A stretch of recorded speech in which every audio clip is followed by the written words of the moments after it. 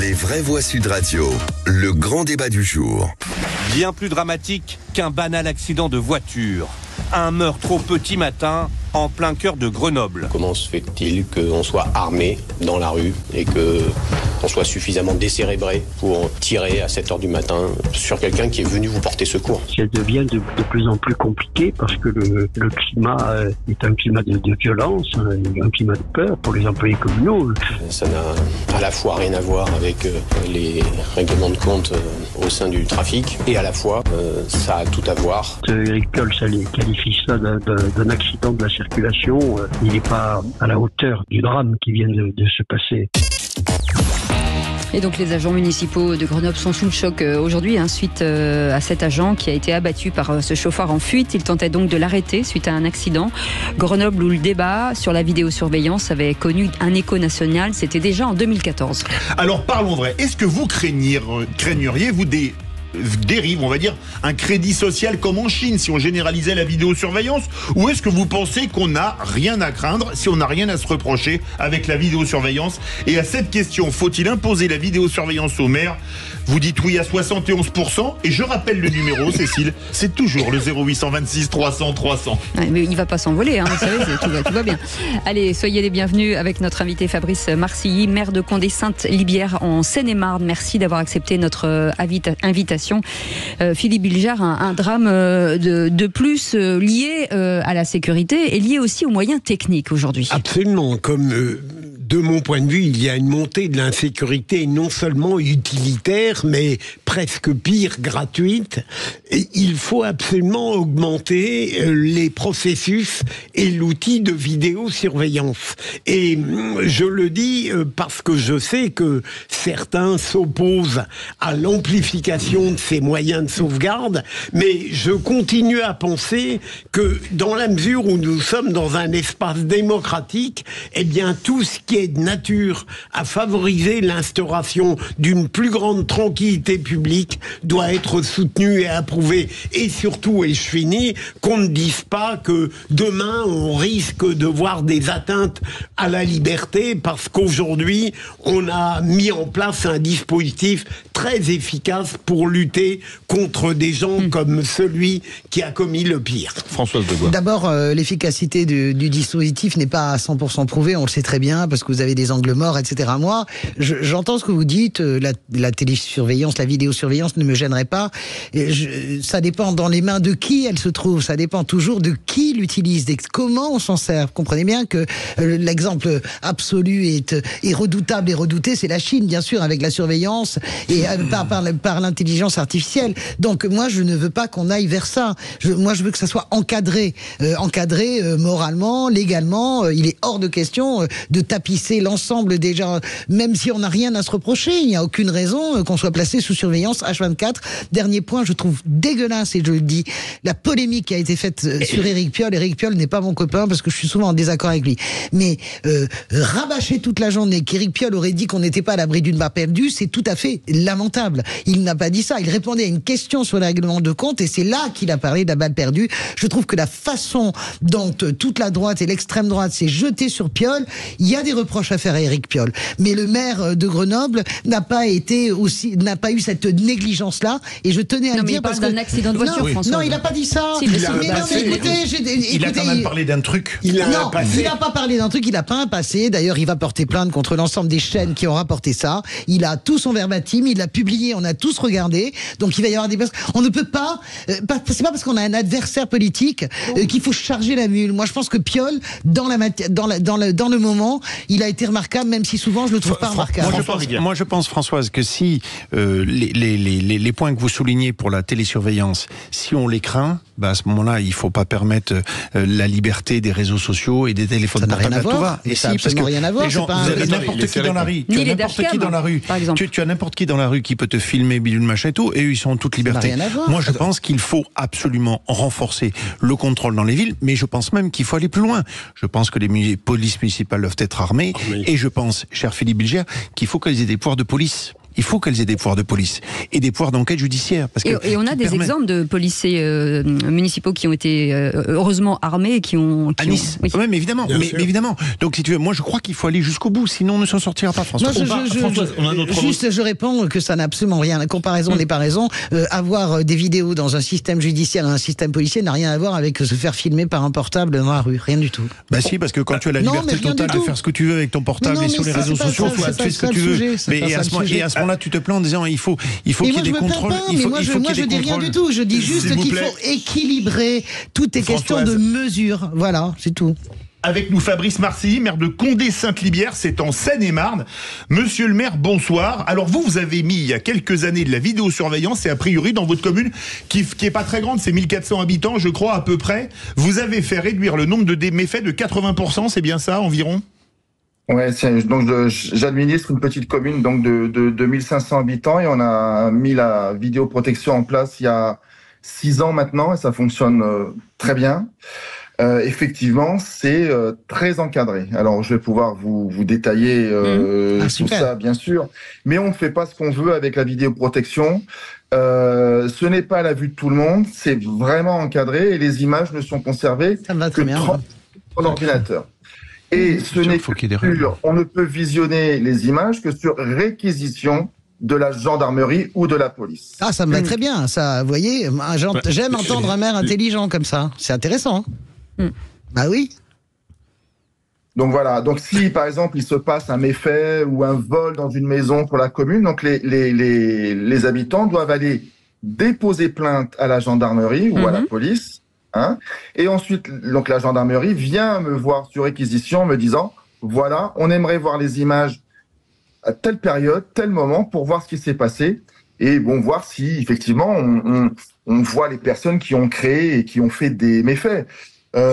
Mais après, c'est une protection pour tout le monde, monsieur le maire. C'est une protection pour les usagers avec la police, une protection pour la police quand ils se font taper dessus. Enfin, c'est protection globale. C'est pour tout le monde, en fait.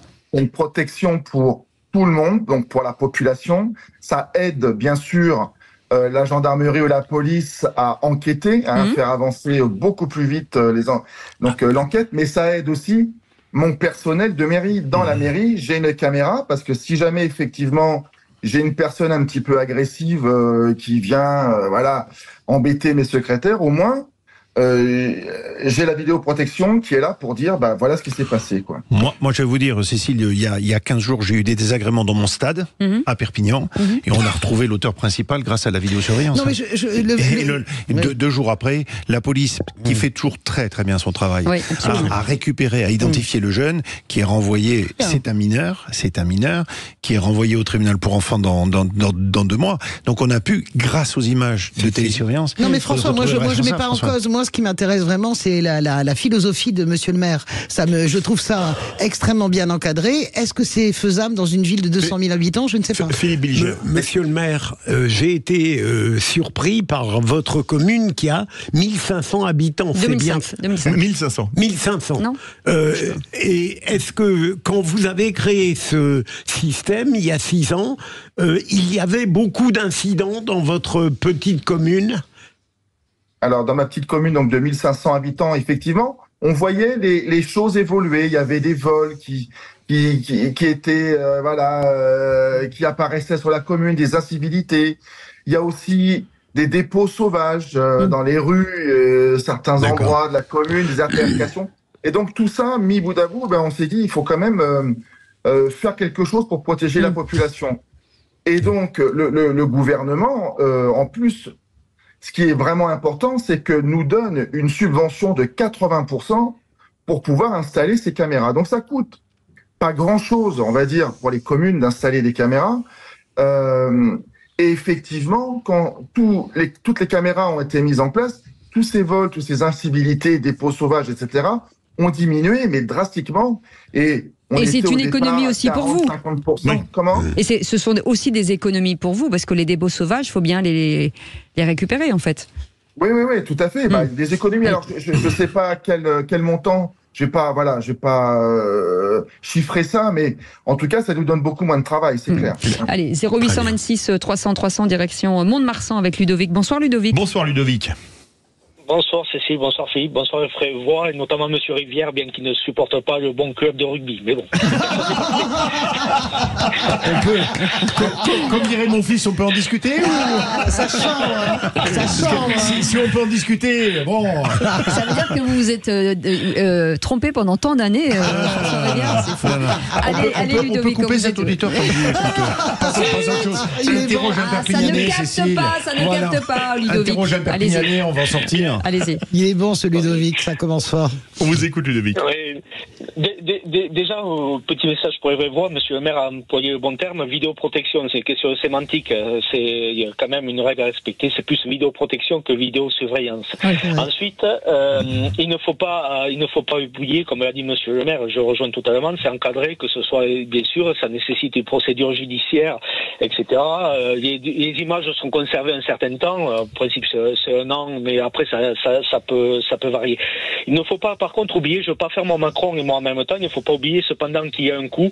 À mon sens, la vidéoprotection doit être une aide aux moyens humains mis sur le terrain, aux policiers mis sur le terrain.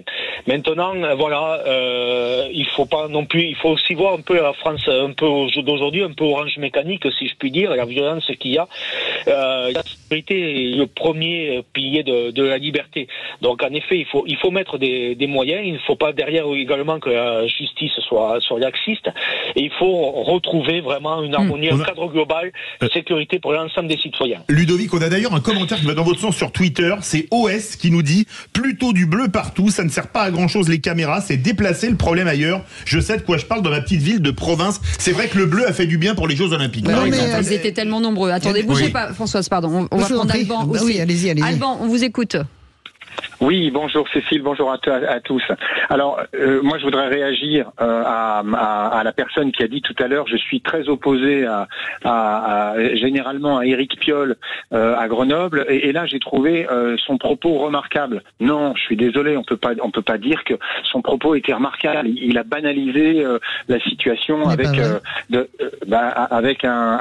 accident de la circulation. Regardez bien.